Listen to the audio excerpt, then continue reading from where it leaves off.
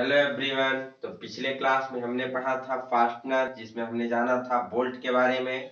तो इस वीडियो में जानने वाले हैं हम नट के बारे में। बोल्ट क्या होता है? हमारा एक कह लीजिए मेल पार्ट होता है। उसके विपरीत हम आज नट फीमेल पार्ट्स के बारे में पढ़ने वाले हैं। तो बोल्ट पर कौन सी चूड़ियां कटी हुई होती हैं?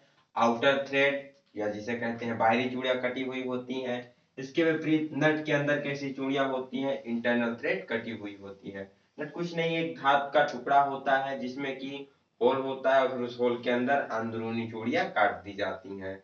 नट का प्रयोग हम स्टड के साथ या फिर बोल्ट के साथ करते हैं उसको टाइट करने के लिए, ऐसे असेंबली में जिसको हमें बार बार खोलना कसना हो और उससे कोई उस असेंबली को फर्क ना पड़े।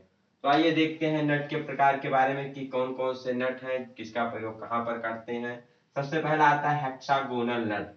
हेक्सागोनल नट ये मोस्टली सबसे ज्यादातर प्रयोग किया जाने वाला नट होता है। हेक्सागोनल बोल्ट के साथ इसका ज्यादातर प्रयोग किया जाएगा, बट साधारण कार्यों के लिए हेक्सागोनल नट का ही प्रयोग किया जाता है।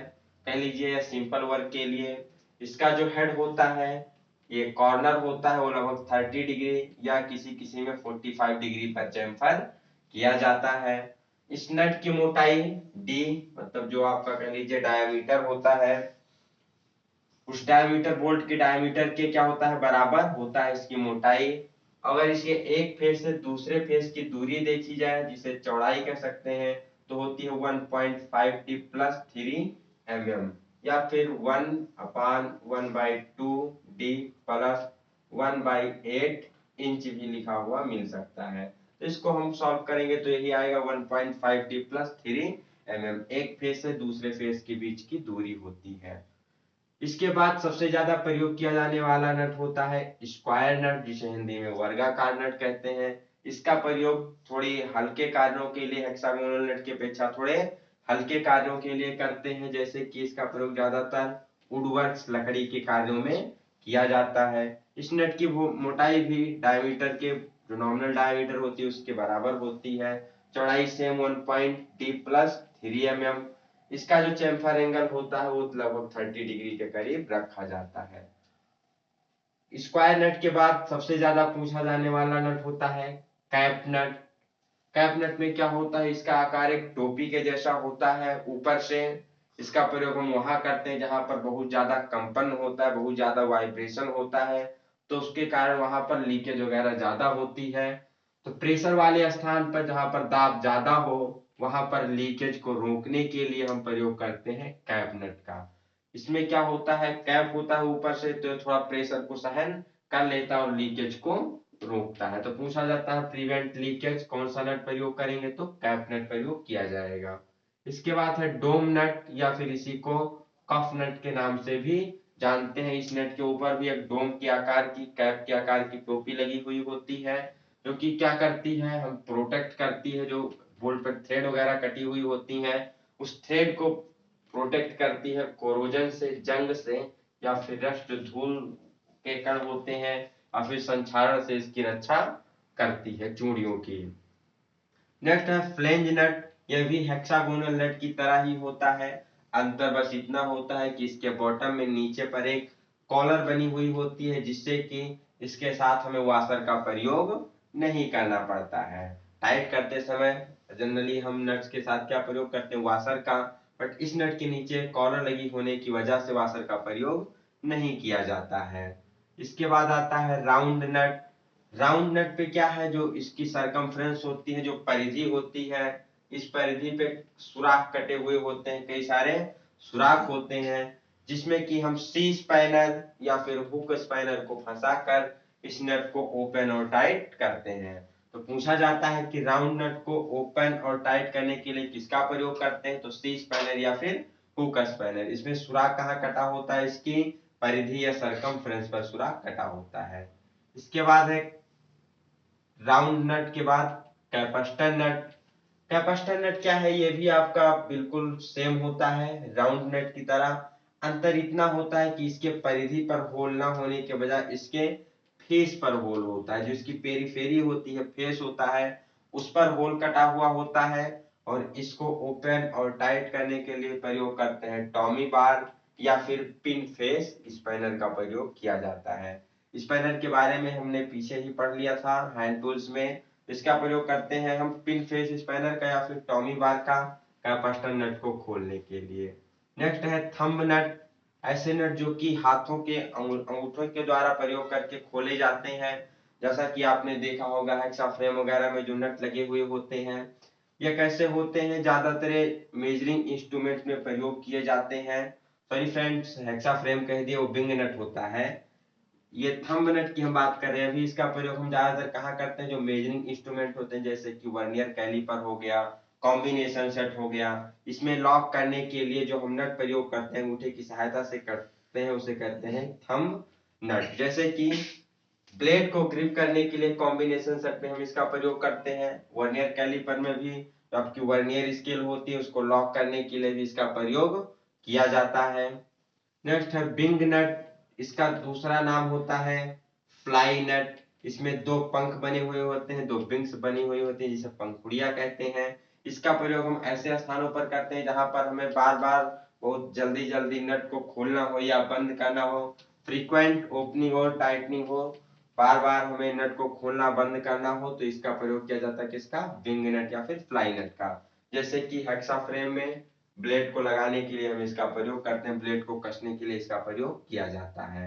नेक्स्ट है टी नट, इसका शेप कुछ टी के आकार का होता है। जब भी मशीन स्टेबल होती है, मशीन टेबल पर, चाहे ड्रिल मशीन हो या फिर कह लीजिए मिलिंग मशीन, स्लॉटिंग मशीन, उन मशीनों पर, मशीन टेबल पर कोई भी वर्क पीस हो या वर्क होल्डिंग डिवाइस जैसे वाइस वगैरह हो, उसको फिक्स करने के लिए, मजबूती से पकड़ने के लिए हम टी नट का प्रयोग करते हैं। नेक्स्ट आता है इसके बाद लॉक नट। लॉक नट भी सेम टू सेम होता है हेक्सागोनल नट की तरह। अंतर इतना होता है कि जो इस नट की मोटाई होती है हेक्सागोनल नट की अपेक्षा थोड़ी कम रखी जाती है। इस नट को हम चक नट के नाम से भी जानते हैं। अगर इसकी थिकनेस पूछी जाए तो लगभग 2/3D से लेकर 3/4D तक होती है। याद रखना है कि इसकी थिकनेस हेक्सागोनल नट की अपेक्षा थोड़ी कम रखी जाती है। इसका प्रयोग करते हैं हेक्सागोनल नट को लूज होने से बचाने के लिए। अगर जहां पर काफी कंपन वगैरह होता है हेक्सागोनल नट के लूज होने की संभावना हो, खुलने की संभावना हो, तो वहां पर हम लॉक नट या चक नट का प्रयोग कर सकते हैं। आपको इसका फिगर दिया जाता है, पहचानना होता है इसमें से कौन सा चक नट है, तो जिसकी मोटाई थोड़ी कम होती है वो चक नट होता है। नेक्स्ट है कैसल नट। इसके ऊपर, हेड के ऊपर एक कॉलर बना हुआ होता है जिसमें कि कई सारे ग्रुप्स कटे होते हैं, और इस ग्रुप में हम नट को लॉक करने के बाद स्प्लिट पिन फिक्स करके उसके सिरे को लेफ्ट और राइट दिशा में मोड़कर नट को लॉक कर देते हैं। तो पूछा जाता है कि कैसल नट पे ग्रुप कहाँ कटा होता है, तो इसके ऊपर एक कॉलर बनी होती है जिसमें ग्रुप कटा होता है। इसके विपरीत जो हमारा दूसरा नट है स्लॉटेड नट, इसमें क्या होता है, ग्रुप्स, इसके ऊपर कोई कॉलर नहीं होता है, इसके बॉडी में ही ग्रुप काट दिया जाता है। तो ये अंतर आपको ध्यान में रखना है कि कैसल नट के ऊपर जो आपका कॉलर होता है उसमें ग्रुप कटा होता है, स्लॉटेड नट में उसकी बॉडी में ही सुराख कटा होता है। तो बॉडी में सुराख कटा होने की वजह से ये नट दूसरे नटों की अपेक्षा थोड़ा वीक होता है, कमजोर होता है। इसके ऊपरी वाले भाग में जहां पर सुराख कटा होता है, नट को टाइट करने के बाद उसमें स्प्लिट पिन को डालकर फिर उसकी टेल को लेफ्ट और राइट दिशा में बेंड करके इस नट को लॉक कर दिया जाता है। तो ये दोनों नट एग्जाम में काफी ज्यादा पूछे जाते हैं। फिगर भी दे दिया जाता है इसे पहचानने के लिए, तो आपको पीडीएफ अटैच कर दी जाएगी, वहां से आप फिगर को देखकर आप क्लियर कर लीजिएगा कौन सा कैसल नट है, कौन सा स्लॉटेड नट है। नेक्स्ट है स्प्लिट पिन नट। स्प्लिट पिन नट क्या होता है, नट को लॉक करने के बाद हम जो बोल्ट होता है और नट का हेड होता है उसमें लगभग 3/16D का एक सुराख कर देते हैं। मतलब नट को लॉक करने के बाद उसमें एक सुराख किया जाता है और उस सुराख में से हम एक स्प्लिट पिन फंसाकर उसको हम दाएं बाएं मोड़कर लॉक कर देते हैं। इसके बाद आता है Simmonds lock nut. Simmond lock nut में क्या होता है, ये भी एक हेक्सागोनल नट की तरह ही होती है। इसके ऊपर भी एक कॉलर बना हुआ होता है। इस कॉलर में इसका प्रयोग हम ज्यादातर वाइब्रेशन वाले स्थान पे करते हैं। तो वाइब्रेशन के स्थान पर प्रयोग करने से झटकों की वजह से खुलने की भी संभावना होती है। हम क्या करते हैं, इसमें जो कॉलर बनी हुई होती है इसमें एक फाइबर का या फिर नायलॉन का रिंग डाल दिया जाता है जो कि क्या करता है, उस थ्रेड को काफी मजबूती से पकड़ लेता है और झटके या कंपन की वजह से नट के खुलने की संभावना नहीं रह जाती। इस साइमन लॉक नट को हम सेल्फ लॉकिंग नट के नाम से भी जानते हैं। तो पूछा जाता है सेल्फ लॉकिंग नट में किसका हम रिंग डालते हैं, तो नायलॉन का या फिर फाइबर की बनी हो सकती है। नेक्स्ट स्वान नट या फिर बिल्स नट। इसमें क्या होता है, इसकी बॉडी में ही मिडिल में एक कट स्लॉट कटा हुआ होता है, जिसमें कि नट को टाइट करने के बाद स्क्रू को डालकर, सेट स्क्रू को डालकर उसे टाइट कर देते हैं। नट को टाइट करने के बाद ऊपर वाले नटों में हम क्या करते थे, पिन का प्रयोग करते थे, स्प्लिट पिन को डालकर नट को लॉक करते थे। स्वान और बिल्स नट में क्या करते हैं, दोनों एक ही नाम है, चाहे स्वान नट कहिए या फिर बिल्स नट। इसमें हम स्लॉट में क्या करते हैं, स्क्रू को डालकर नट को लॉक कर देते हैं। तो यह थोड़ा सा इसमें अंतर होता है। इसके बाद हेक्सागोनल बेल्ट नट।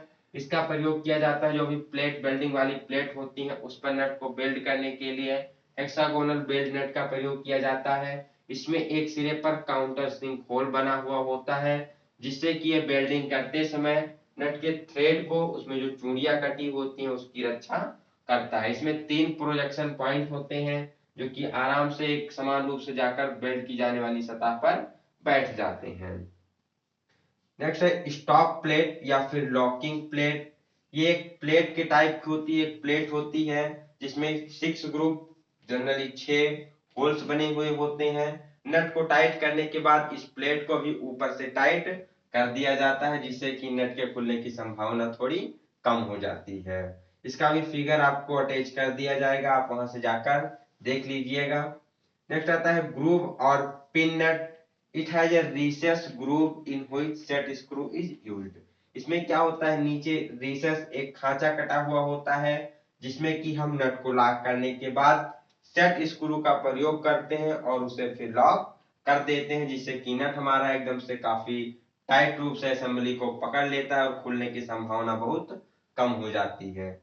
इसके बाद लास्ट आता है वायर लॉक। इसका प्रयोग जनरली हम असेंबली शॉप में करते हैं, जहां पर कई सारे नट या कई सारे स्क्रू लगे होते हैं, तो उनको आपस में एक दूसरे से कनेक्ट करने के लिए हम वायर का प्रयोग करते हैं। ये वायर प्रायः सॉफ्ट स्टील के बने होते हैं। इसका प्रयोग हम करते समय नट के बीच में कुछ ग्रुप्स वगैरह होते हैं, उस ग्रुप में वायर को डालकर फिर उसको हम मोड़कर इसको लॉक कर देते हैं। तो इसका भी फिगर दिया जाता है एग्जाम में पहचानने के लिए कि पहचानिए ये लॉकिंग की कौन सी विधि हुई है, कौन सी विधि है। तो उसमें 2 नट बने हुए होते हैं, बीच में एक तार डालकर उसको लॉक कर दिया जाता है।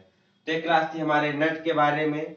अगली क्लास में हम पढ़ेंगे अपने पिन और स्क्रू वगैरह के बारे में। तो बने रहिए हमारे साथ और अगले क्लास तक के लिए have a best day, best of luck.